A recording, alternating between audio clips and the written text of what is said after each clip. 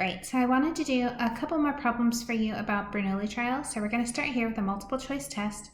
Find the probability of scoring a 75% on a 12-question multiple choice test with 4 choices for each question.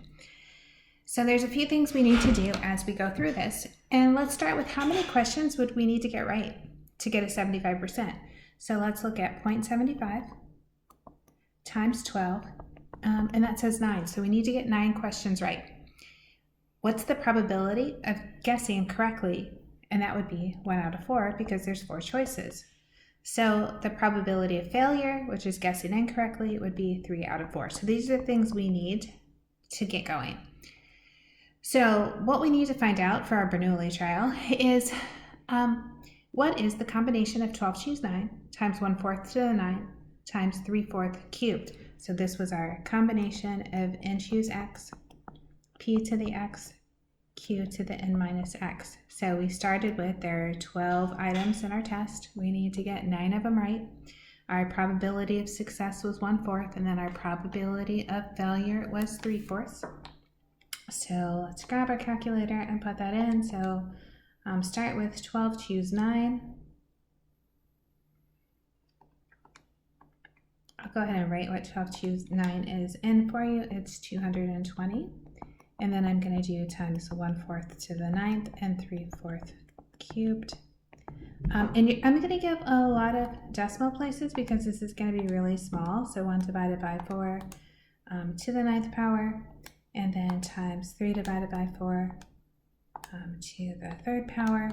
And it put the answer in scientific notation. So I got 3.5405159 e to the -4. So that says 1, 2, 3, and the 4th number is a 3. Then let's put 5, 4, just so you can see the answer. So I took it from scientific notation over to just standard notation. All right, so this is a really, really small chance that if you're going to guess on a multiple choice test, that you would get a 75% from just guessing. Okay, but this is exactly 75%, right? This is getting 9 right. So let's make it a little bigger and say, well, what's the probability of getting at least 75? Maybe like you would get more than that, and that would be even better.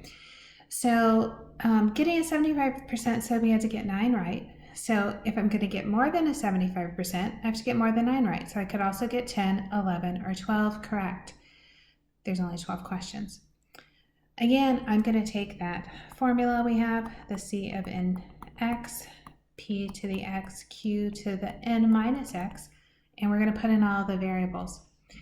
So we had the one we had before, 12 choose 9, 1/4 to the 9th, 3/4 cubed. Then for 10, I have a combination of 12 choose 10, 1/4 to the 10th power, and then 3/4 squared. Then I have 12 choose 11, and 1/4 to the 11, and 3/4 to the power 1. Finally, 12 choose 12, 1/4 to the 12th, 3/4 to the 0. Remember, the exponents have to add up to 12, so you can see that in all of them. Okay, and then if you put that in your calculator, it will take you a little bit of time to do it. It really made this very insignificant difference that now it's 0.00039, right? So you didn't really increase your chances anymore by just not saying, okay, not like getting a 75% was 0.00035, and then at least 75% was 0.00039. All right, I have good news for you. The good news is there is an online Bernoulli calculator. So here's the link to it, and I want to take you over there and kind of show you that with this particular one that we're doing. I think that'll be really helpful. Here's the Bernoulli calculator. It's got a lot of stuff on it. Sorry about that. Here's where we need to start with the number of trials. So our trials are 12. We have 12 questions, and our probability of success was 0.25. So let's put that in there. And then how many digits? I kind of want a bunch of digits because it's such a small number. I think 12 is probably too much, but so we'll say 10. You can calculate, it's already done it. So go down and you can see it tells you all these things. Here's the part you really want to see.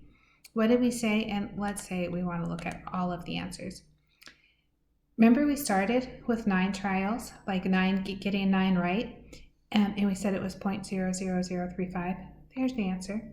If we add 10, if we add 11, if we add 12, here's the rest of it. So what we could do to see what the sum is, like, because if you don't want to type all of that, you can highlight all of this, right? So highlight it.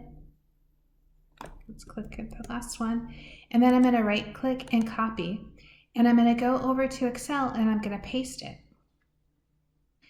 So here are those numbers, paste it into Excel. Remember, if it comes out too small and you're not seeing it, like it looks like this, that looks a mess, just extend your cell so you can see it all. And then all I have to do is go to the bottom, give myself some space, do the sum, and see there's that 0.00039 that we said we're going to get. I can make that a little bigger so you can see it. So I think that is good news. I think that's going to help you. It's going to help it go quicker, that you won't have to do all of that work if you don't want to. So I like showing you the reason behind everything, but then if I can find you a shortcut, let's do a shortcut. All right, so because of that, I'm like, we should do that again. So let's flip back over to what we did in class.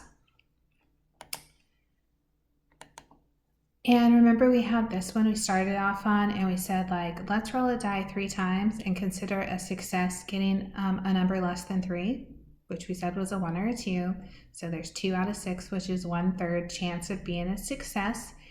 And we did the whole distribution. So I looked at what if we got 0 or 1 or 2 or 3 as our answer. So let me show you what we got from putting it into the calculation, right, and doing all that stuff. So 0.296, 0.444, 222, 037.